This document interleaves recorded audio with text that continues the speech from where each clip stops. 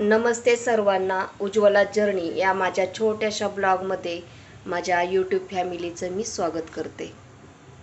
आज आपण पुरणपोळी करणार आहोत। त्याच्यासाठी डाळ मी स्वच्छ धुवून घेतलेली आहे, कारण ही घरची डाळ केलेली आहे। हरभरे न भिजवता डायरेक्ट हरभरे मशीनला लावून ही डाळ केलेली आहे आणि स्वच्छ धुवून घेतलेली आहे। आता कोमट पाणी झालं की याच्यामध्ये आपण थोडंसं तेल टाकून घ्यायचं, ज्यात आपण शिजायला टाकणार आहे। डाळ टाकली की लगेच अशी हलवून घ्यायची, नाही तर ते खालीच असे लागून बसते। मग बारीक गॅसवरती शिजून द्यायची। डाळीला उकळी आली की मग आपण गॅस एकदम बारीक करून शिजून द्यायची, म्हणजे मग ते उतू जाणार नाही। आणि ही मधून अधून असं हलवत राहायचं, किंवा याच्यात जरी असाच चमचा ठेवून दिला ना, मग हे पाणी बाहेर येणार नाही।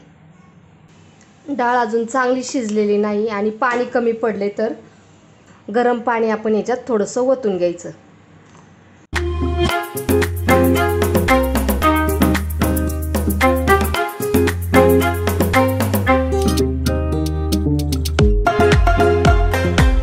डाळ एकदम छान मऊ अशी शिजलेली आहे।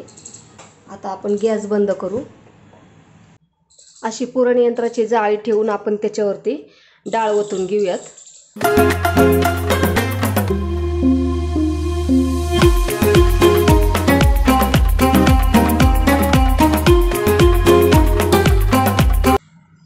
आपण 1 वाटी डाळ घेतली होती, तर त्याच्यासाठी आपण अर्धी वाटी गूळ घेणार आहोत आणि वरती थोडीशी साखर, म्हणजे याच्या खालीच गूळ आहे।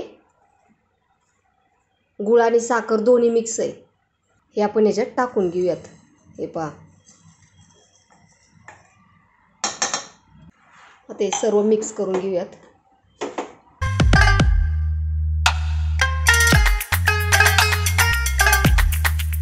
ह्याच्यात गूळ आणि साखर टाकली ना की नंतर हे पातळ होतं मिश्रण, आणि त्याच्यानंतर मग हे शिजू द्यायचं जरा। याच्यामध्ये थोडंसं मीठ टाकून घेऊयात।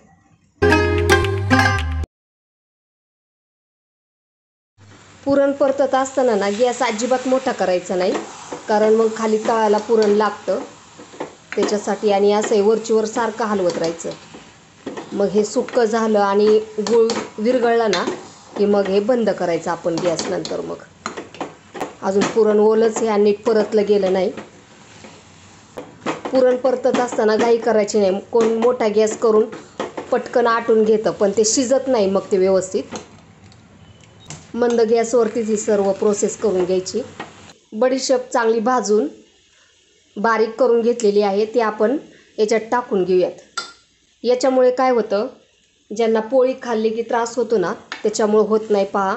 आणि पोळीला एक सुवासही छान येतो आणि पोळी पचायला पण हलकी जाते। मग चमच्याने असं करताना हे थोडंसं असं डाळ पण थोडीशी रगडायची, म्हणजे बारीक होती चांगली। म्हणजे पुरण यंत्रावर पण आपण ज्यावेळेस पुरण बारीक करतो ना त्यावेळेस पटकन होऊन जातं मग ही अशी।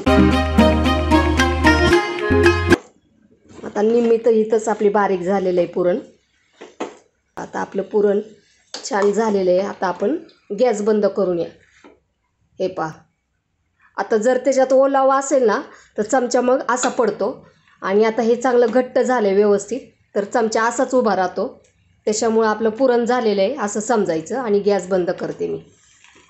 पुरण आपलं थोडंसं थंड झालं की याच्यात विलायची पावडर टाकून घेऊयात। पुरण यंत्राच्या जाळीने पुरण आता बारीक करून घेऊयात। पुरण यंत्राच्या जाळीवरती पुरण बारीक करताना ना पुरण शक्यतो गरम असावं, म्हणजे त्याच्यामुळं पुरण पटकन गरम बारीक होतं पटकन।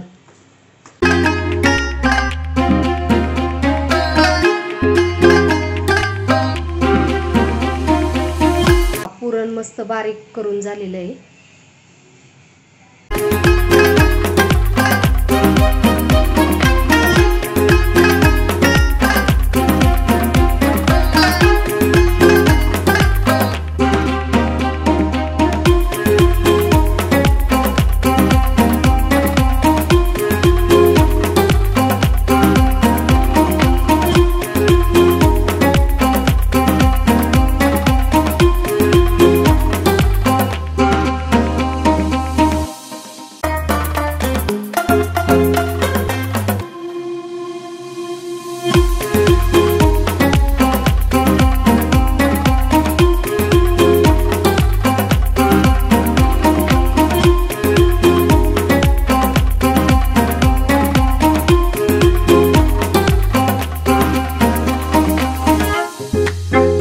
आहे.